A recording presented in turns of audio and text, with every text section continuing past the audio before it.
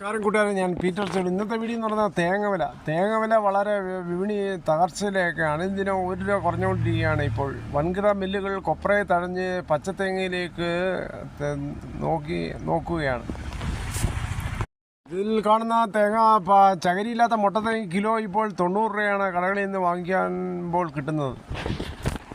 നാളികേരത്തിൻ്റെ വില വീട് കാരണം ഇപ്പോൾ തമിഴ്നാടും കർണാടകവും ഒക്കെ തേങ്ങയുടെ വിളവെടുപ്പിന് നീക്കം തുടങ്ങിയിരിക്കുക. സീസണായതിനാൽ ഉൽപ്പാദനം കുറവാണെങ്കിൽ ലഭ്യമായ വില കൈപ്പിടിയിൽ ഒതുക്കാനുള്ള ശ്രമത്തിലാണ് മിക്ക വിഭാഗവും.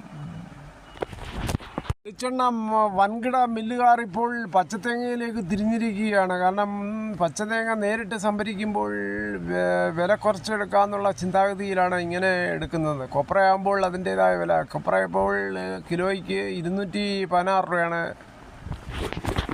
കാങ്കയത്തെ കൊപ്ര വില ഇന്ന് ക്വിൻ്റലിന് 900 രൂപ ഇടിഞ്ഞ് 19,100 രൂപയായി.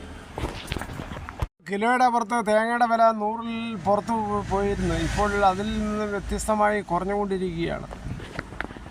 വരുന്ന തേങ്ങയുടെ ഉപയോഗം കാരണം നമുക്ക് തെങ്ങും തൈകളൊക്കെ വെച്ച് പിടിപ്പിച്ച് സംരക്ഷിക്കാം.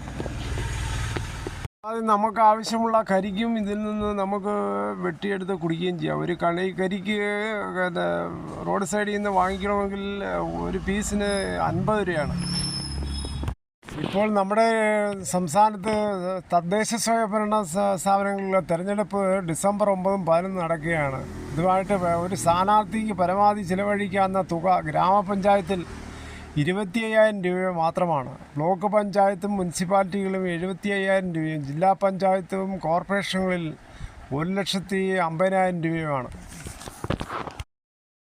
ചെലവ് കണക്കുകൾ, ചെലവ് നടന്ന തീയതി, ചെലവിൻ്റെ സ്വഭാവം, നൽകേണ്ടതുമായ തുക നൽകിയ തീയതി, കൈപ്പറ്റിയ ആളിൻ്റെ റെസിപ്റ്റ്, പേര്, മേൽവിലാസം, വൗച്ചറിൻ്റെ സീരിയൽ നമ്പർ എന്നിവ അടങ്ങിയിരിക്കണം ചെലവ് കാണിക്കുമ്പോൾ.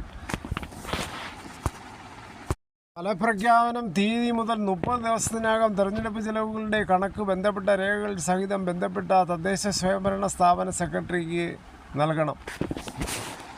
കേരളത്തിൽ ഇലക്ഷൻ കഴിഞ്ഞ് ഡിസംബർ 13-നാണ് ഫലപ്രഖ്യാപനം ഉണ്ടാകുന്നത്. അതിനുശേഷം 30 ദിവസത്തിനകം ഈ ചെലവ് കണക്കുകളെല്ലാം തദ്ദേശ സ്വയംഭരണ സെക്രട്ടറിക്ക് കൊടുക്കണം.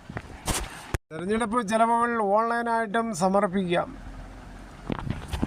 എന്തായാലും അതിവാശിയേറിയ തെരഞ്ഞെടുപ്പാണ് നടക്കാൻ പോകുന്നത്. ഡിസംബർ 9-നും ഡിസംബർ 11-നും.